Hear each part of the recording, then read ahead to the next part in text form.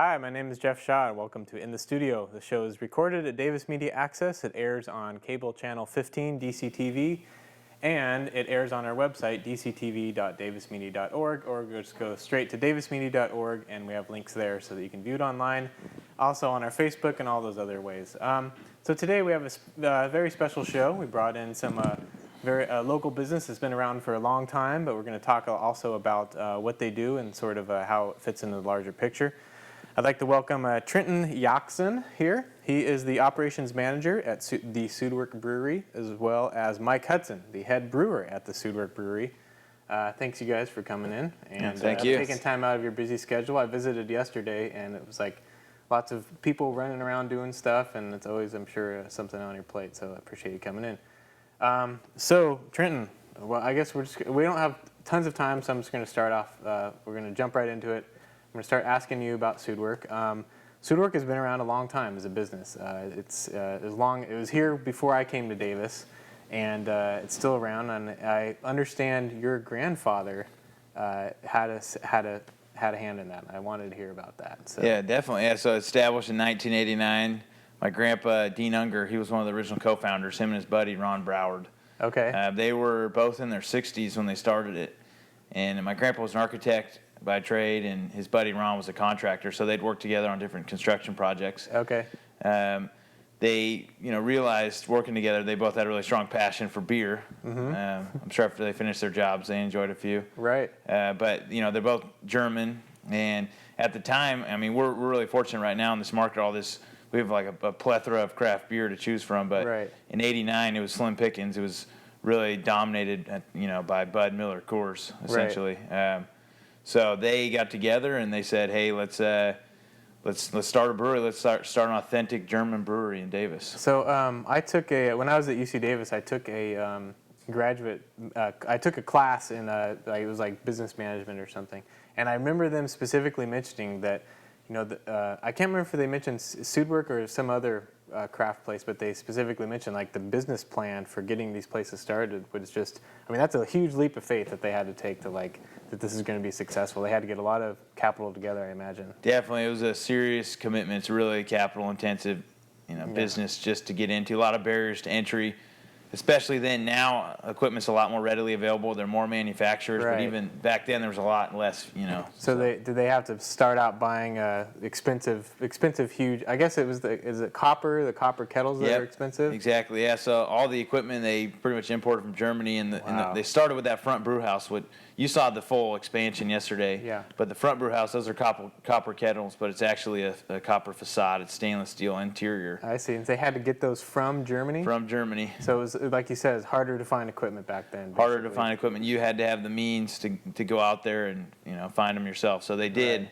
And they traveled Germany. They found a German brewmeister who had these family recipes he'd been carrying on for generations. They brought him back to Davis as well. Oh, they convinced him to come out? They convinced him to come out. So that's why they started off with the German theme. I mean, your background is, you said, is German also, but that was kind of how they chose. I mean, of course, the history of beer in Germany is hand in hand, I guess. But definitely, yeah. The original name was Sudwerk Privatbrauerei Hupsch.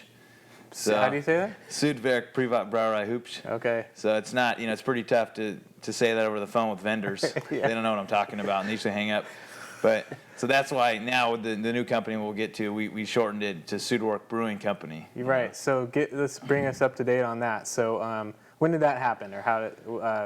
You mentioned a date. Let's get. Yeah. So it's tough to fast forward, but just real quickly back to them. They, for the first 5 years, they were the #1 brew pub in North America. Mm-hmm. So they were selling more beer over the counter than any other brew pub in North America. Wow. And so they were crushing it. And at the time, their capacity was 3,000 barrels per year. 1 barrel's equal to 2 kegs. Okay. And so that's 31 gallons per barrel. You can do this math fast in your head, I'm sure, at this point. But it's all memorized. Yeah. 31 gallons per barrel. Okay. And so they maxed that out in '95, and that's when they decided to expand. They built out what you saw yesterday. Right. About a 20,000 barrel capacity is what they have in the back now. And so I know we'll be seeing a video of that in a minute. So I'd say they peaked in the late 90s at about 8,000 barrels. And from there, they hit some treacherous roads just, internally and not necessarily sharing the same vision. And Sure. Sales and marketing consistent. Yeah. The beer was always awesome. The beer was consistently winning awards up until they maintained ownership on the restaurant and the brewery until 2006. Okay. At which time they parted ways with the restaurant operation. They found a guy from the Bay Area. So they decided to separate out the two operations and it seems like it was a good move. It seems like because now you guys can you have the name Sudwerk Brewing Company, and you probably have some you share that name together, I guess. Yeah, exactly. So we share the name. They handle all the food operations. We still own the name Sudwerk. Okay. And they license it. So that the restaurant operator, he has the right to open other Sudwerks, and he did. He opened up one in Folsom in 2007. That's the only one he has since. Gotcha. So we make all the beer. He handles all the food operations. We sell all the beer through him. Right. So that brings us. Let me bring you into the conversation here, Mike.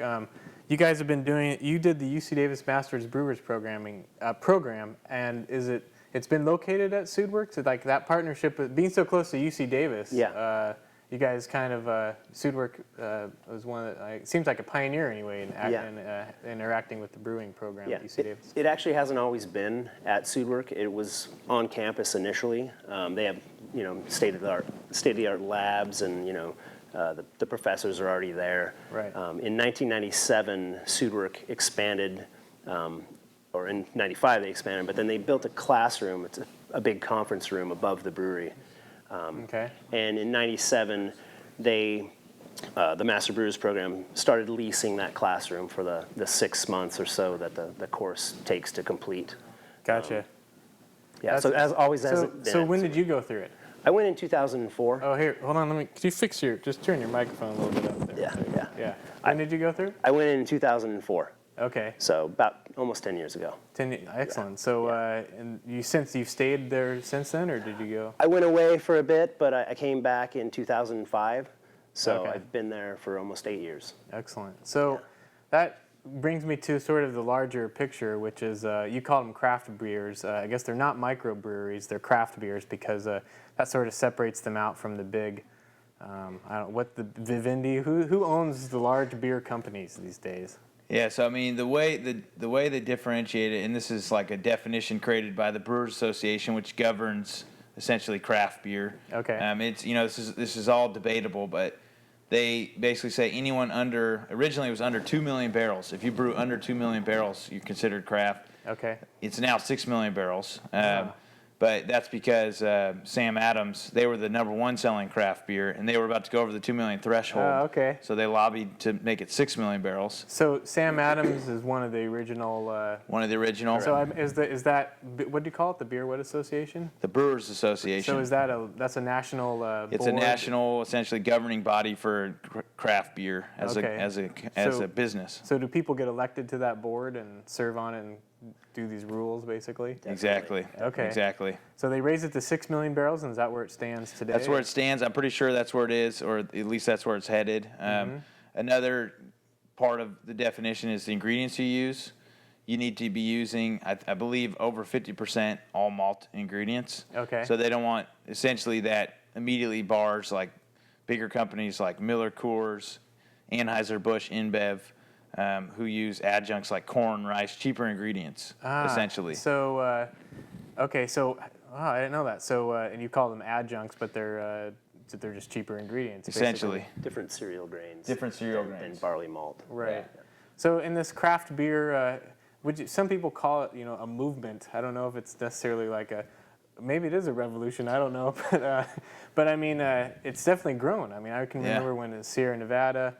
Fat Tire, I guess, is one of the first two, and Sam Adams, but we're starting to see them pop up all over the place. I mean, people are hobby brewists. I don't even know the term, but are sort of like starting to bottle their own and everything. Definitely.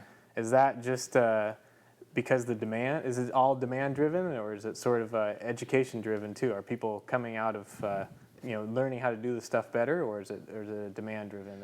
Do you think? I think it's a mix of both. I think primarily it's people are more educated now, so they want to know what they're drinking.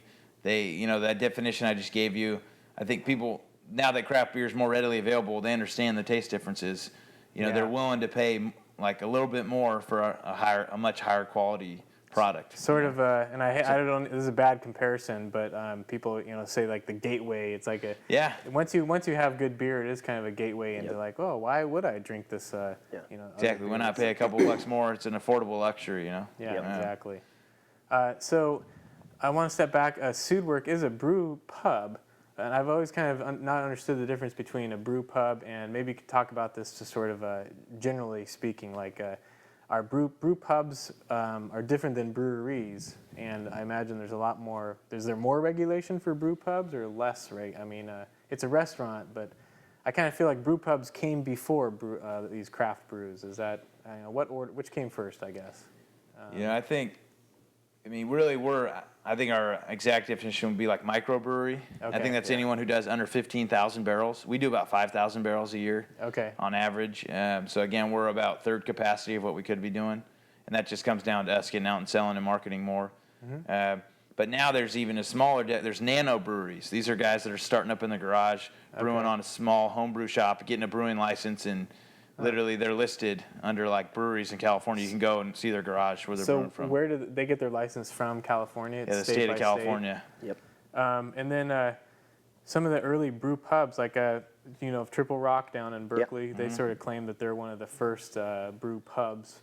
I don't know if that that being able to sell the beer that you make is that a new phenomena, or is that something that's always kind of been there? I think that started in like 1978, somewhere around there. I think Jimmy Carter passed a law that it was now legal to homebrew. And once that law was passed, it started to open up a gateway for, Gotcha. Essentially that's why my grandpa and his buddy got involved. I mean, they had the passion, the hobby for beer. And then once that law was passed, it started to open up a gateway for homebrewers to sell their beer, like Sierra Nevada. Right. You mentioned Sam Adams, Deschutes. Sudwerk is really up there with the pioneering guys. They just haven't been on the path the whole time like these guys have. Right. They've been marketing themselves and sort of gotten bigger and grown capacity. Yeah. I had a question about speaking about that. And Anchor Steam too. I guess Anchor Steam. I think they are the first craft brewery post-prohibition. Yep. Oh, really? Yeah. Okay. So what limits these craft breweries from getting onto the right in front of the consumer and being the sort of the shelf space, I guess, question. And my question goes back to something that I don't fully understand, but I understand it's kind of like there's a 3-tier system where you can't you can sell your beer, but you can't distribute it. Is that right, or how does that? I don't understand how that works. It's state by state. So California is actually probably, like they say, California leads the laws or leads the way in terms of beer laws. Like a lot of other states are now trying to model their beer laws after California's. That's good. But it all dates back to Prohibition when the 3-tier law started. So pre-Prohibition, all the big breweries, like Anheuser-Busch mainly, they actually owned all the bars and restaurants. Okay. So because of that, they wouldn't serve any other beer. So that's called the tied house. That's what the tied house laws. So they would offer free lunch. That's where it comes. There's no such thing as free lunch to get people in, and then you'd end up buying all the beer because the food was so salty. Oh, I didn't know that. Yeah. So that actually started the whole. That was part of the reason Prohibition started, because the breweries owned all these restaurants. Okay. And then so at post-Prohibition, they said, hey, how can we prevent breweries from dominating these marketplaces? Well, let's create the 3-tier system. Gotcha. Where you have to have a middleman, a distributor.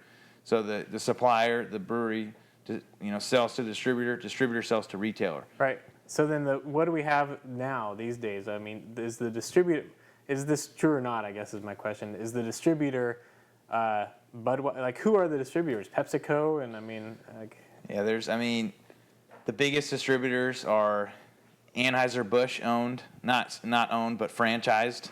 So what happened was, these guys, they had the most money. They could lobby for these laws. The distributors at the time, the breweries essentially, so they ended up franchising distributorships. Yeah. So there's Budweiser distributors, there's Coors distributors. Okay. And so what they'll do is they'll go to a family and they'll essentially say, hey, you can distribute Budweiser, but you have to just remember that Budweiser is your number one brand. Right. So to start with, and that's how it all started. And now all these, so in California, for example, territories are carved out.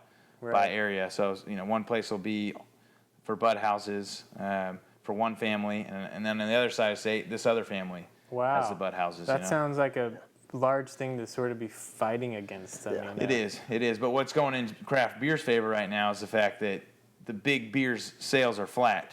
Yeah. Because people, like we're talking about, are more educated about beer. They want, fuller flavored beer. They want local beer. They want, like, breweries act as these local community hubs that people can go. You can meet the brewer. You can taste all these different beers. So you think we've passed a point of no return maybe, or I don't know. Or sales are flat for them. So. Sales are flat, and then, craft beers continue to see double-digit growth every year. So I do see, Sierra Nevada now has a semi I see rolling up and down 80 every once in a while. I mean, I definitely don't remember seeing something like that years ago. So. Yeah, what's funny about that is it's actually their distributor's truck, but you can that truck. You can pay to have you can wrap it with your logo. Oh, I see. Gotcha. So it's filled with a lot of different beers, but probably the majority is Sierra Nevada because they're crushing it. They sell a lot of beer. You kind of imagine that whole thing just to be full of pale ale. Exactly. Pale ale, but maybe not. Well, I wanted to go to a clip that we have actually showing you got at the Sudwerk Brewery, I should say. Yeah. Show some of their facility right now, and we'll kind of walk through it. Maybe Mike, you can kind of walk us through some of what we're looking at. It's pretty good stuff, so let's take a look. So what are those tanks? Okay, the one on the left is a grain silo, has malted barley in it. The one to the right is what we call a cold liquor tank, just brewing water. Okay. The one on the... Real quick, let me mention here that the water that you guys get, you use Davis water, but you have to filter it somehow. Yeah, we send it through a softener and then through an RO, reverse osmosis unit. Gotcha. To strip it of a lot of ions, so it's very pure water. The one on the right is a hot liquor tank, so hot water. So, and then those two ingredients come into the facility inside. Come into the facility, into that cone, which is called a grist case. Okay. It has first gone through a mill, so it's been crushed. Drops down into that vessel. That vessel is called a mash mixer. Okay. This is where we conduct the mash, so it's hot water and milled malt at a certain temp. We're basically making sugar in that vessel from starch. Okay, and this vessel on the right. The vessel in the background is called a lauter tun, and I always liken it to a big colander or a big sieve. It's for liquid-solid separation. Okay. And we're collecting the liquid. That's what we call wort, and that will become beer. That's the liquid. So what is in there, real quick, if you? In there right now it's pretty empty. It's basically the spent grain, which is a byproduct or a waste product to us at this point, and it is picked up by a local cattle farmer. Let's stop that for a second, or let's stop the video for a second. Yeah. So that is called wort, and it's the ingredients in that are currently, go ahead. Water and milled malted barley. Okay, and it's being pushed through, or it's actually just gravity driven. There are rakes in that vessel that can aid in the separation. Okay.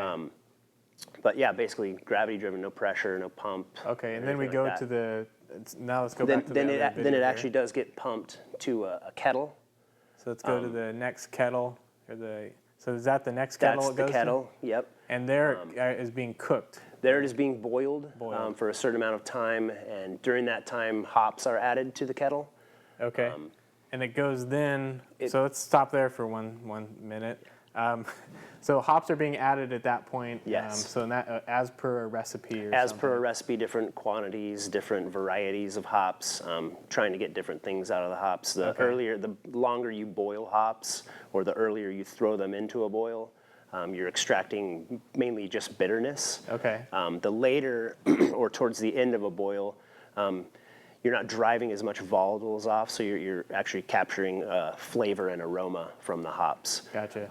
So then once it's there, then it goes into those large tanks, I guess. First, it would go through see that shot again. It would go through a heat exchanger to cool it down, because in those big conical tanks is where we're actually adding yeast to the wort now. Okay, so then I do have a shot coming up here of the temperature gauges that you guys have on those tanks. So that actually, those tanks are coated, or not coated, but there's glycol, or there's... Yeah, they're jacketed vessels. There are 3 jackets per So you can carefully vessel. Control the temperature. Yep. And exactly. That's where you were putting in yeast. Correct. And then, we'll move on here. This is then it's head into the cellar, right? This is a lagering cellar.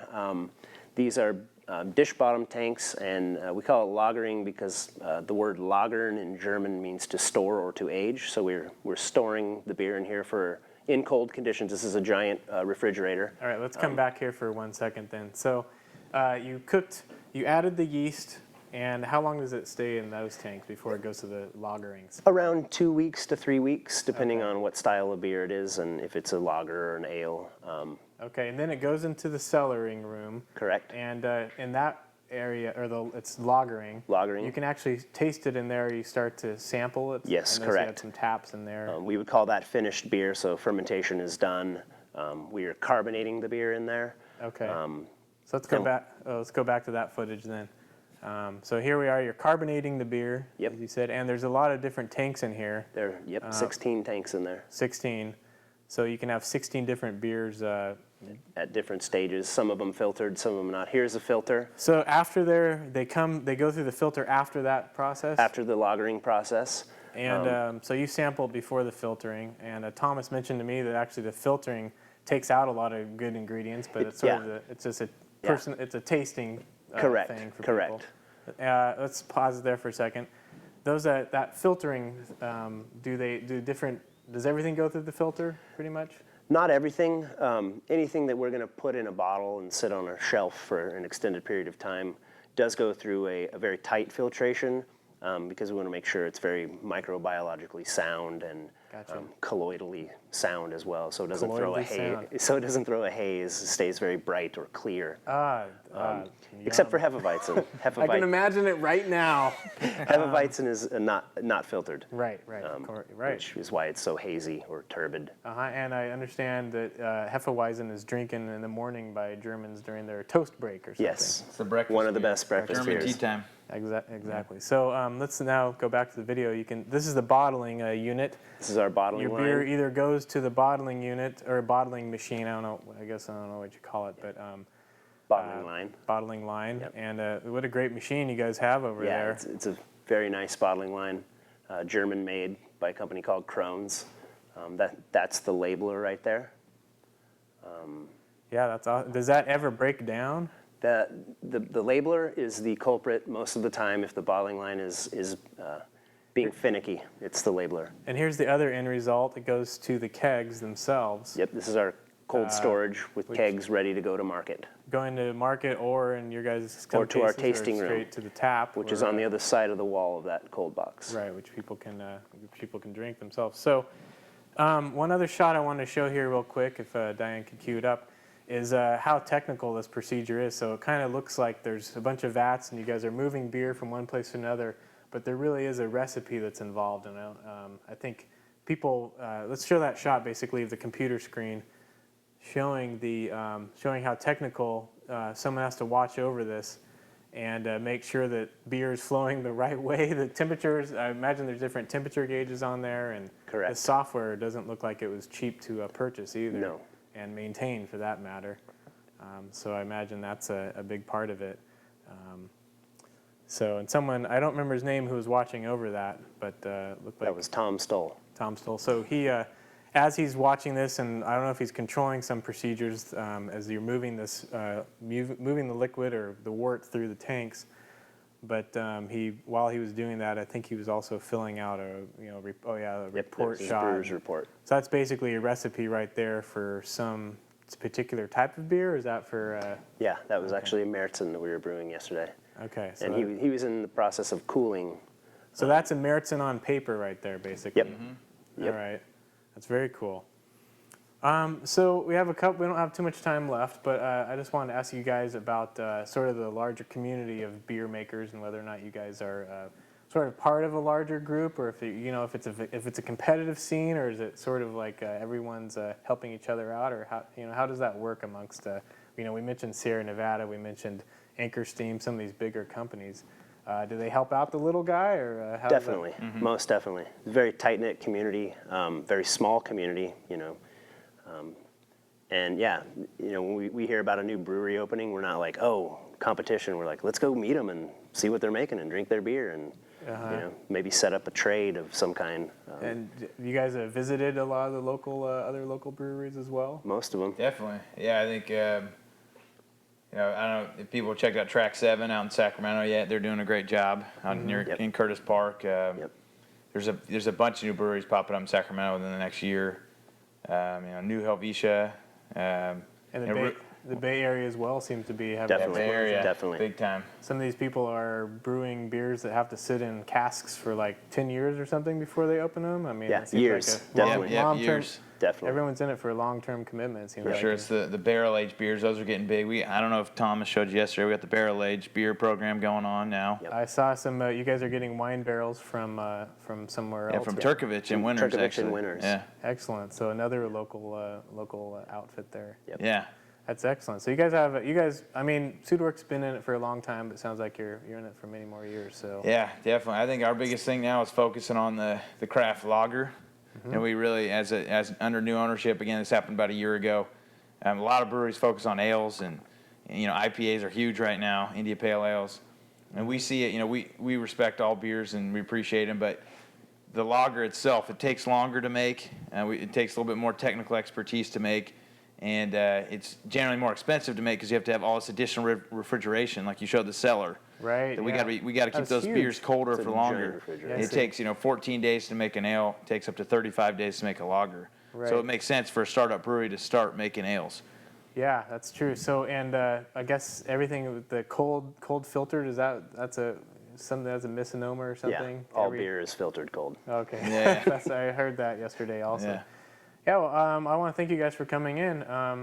I guess thanks for the education. There's a lot of topics here to cover, and we could go on for a while talking all about beer. I think it's a drink that's been around for a long time, and it's not going anywhere. No, it's not. I'm happy for the craft beer movement, we'll call it. So Definitely. we. We're proud to be part of it. And invite you guys to the tasting room anytime. all right, thanks a lot. Yeah. All right, you're tuned to Davis Media Access's In the Studio, and we'll be back next week with another show. Hope everyone gets out and enjoys your local brewers and beer and food. Thanks for tuning in.